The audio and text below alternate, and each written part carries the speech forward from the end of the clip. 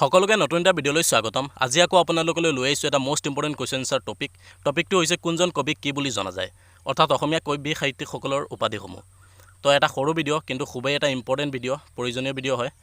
তো মই ইয়াত যিখিনি কালেক্ট কৰিছোঁ এক্সামত আহিব লগা হ'লে ইয়াৰ পৰাই আহিব। তো আহক আজি টপিকটো আমি চাওঁ। তো ইয়াত দিয়া হৈ আছে, ওপৰত দিয়া হৈছে ব্যক্তিৰ নাম আৰু ইয়াত উপাধিসমূহ দিয়া হৈ আছে, অৰ্থাৎ কি নামেৰে তেওঁক পৰিচিত। তো প্ৰথম প্ৰশ্নটো লওঁ, ৰঘুনাথ চৌধুৰীক কি বুলি কোৱা হয়, কি নামেৰে পৰিচিত? বিহগী কবি বুলি পৰিচিত। এক্সামত আহিলে এনেকুৱা আহিব যে ৰঘুনাথ চৌধুৰীক কি কবি বুলি জনা যায়, তো আমি লিখিব লাগিব বিহগী কবি বুলি। তাৰ পিছৰ প্ৰশ্ন, অৰ্থাৎ পিছৰটো, নীলমণি ফুকনক কি বুলি জনা যায়? বাগ্মীবৰ আৰু ককা বুলি জনা যায়। তাৰ পাছত প্ৰসন্নলাল চৌধুৰীক বিদ্ৰোহী কবি বুলি জনা যায়। যতীন্দ্ৰনাথ দুৱৰাক কি বুলি জনা যায়? বনফুলৰ কবি বুলি জনা যায়। আনন্দৰাম দাসক কি বুলি জনা যায়? বন কোঁৱৰ বুলি জনা যায়।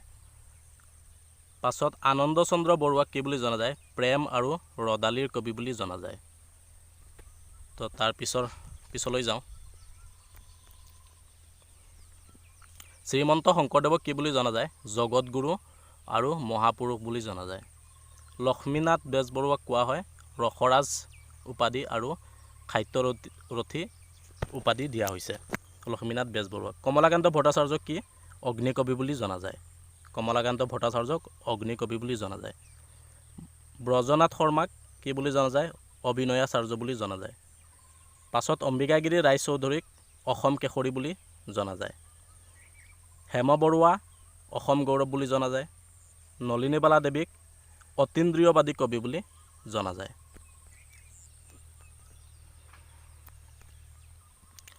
পাছলৈ যাওঁ, ভৱানন্দ ৰাজখোৱাক কি বুলি জনা যায়? খৰিকাজাইৰ কবি বুলি জনা যায়। মতিৰাম বৰাক কি বুলি জনা যায়? লোকপ্ৰাণ বুলি জনা যায়। অমিয় কুমাৰ দাসক কি বুলি জনা যায়? লোকনায়ক বুলি জনা যায়। মাধৱ কন্দলীক কি বুলি জনা যায়? অপৰমাদী কবি বুলি কোৱা হয়। কনকলতাক বীৰবালা বুলি কোৱা হয়। ৰজনীকান্ত বৰদলৈক কোৱা হয় উপন্যাস সম্ৰাট। পাছত সৈয়দ আব্দুল মালিকক জনা যায় গল্প সম্ৰাট বুলি।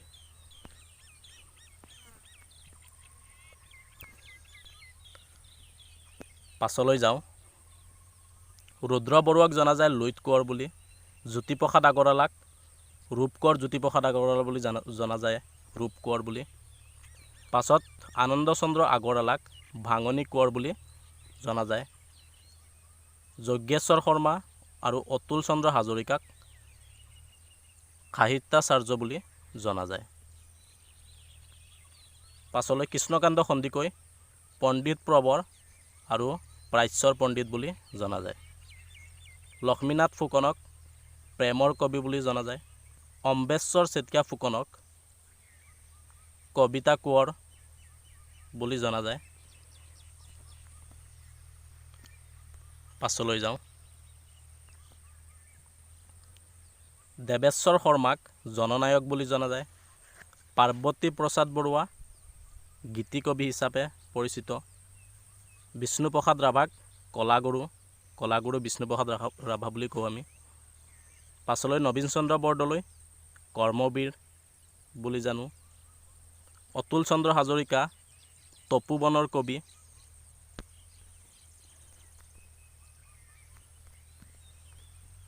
পাছলৈ দেৱকান্ত বৰুৱাক কি বুলি জনা যায়? কলংপৰীয়া কবি। আৰু কৃষ্ণকান্ত সন্দিকৈক জনা যায় সদস্য মহীয়ান। আৰু মহেশ্বৰ নেওগক জনা যায় সদস্য মহীয়ান একেই। পিছত সেউজ কোঁৱৰক জনা যায় পৰাগধৰ চলিহা সেউজ কোঁৱৰ। হীৰেণ ভট্টাচাৰ্যক কি বুলি জনা যায়? সুগন্ধি পখিলাৰ কবি। তৰুণৰাম ফুকনক জনা যায় দেশভক্ত। হেমচন্দ্ৰ বৰুৱাক জনা যায় ত্যাগবীৰ। মফিজুদ্দিন হাজৰিকাক জনা যায় জ্ঞান মালিনীৰ কবি।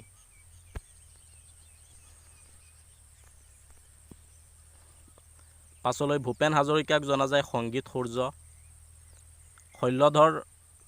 শৈলধৰ ৰাজখোৱাক জনা যায় নিজৰাৰ কবি। সত্যপ্ৰসাদ বৰুৱাক জনা যায় নাট্য প্ৰভাকৰ। ফণী শৰ্মা নটসূৰ্য বুলি জনা যায়। বিনন্দ চন্দ্ৰ বৰুৱা ধনী কবি। লক্ষ্মীধৰ শৰ্মা দেশ প্ৰাণ। হেম বৰুৱা কাব্যভানু।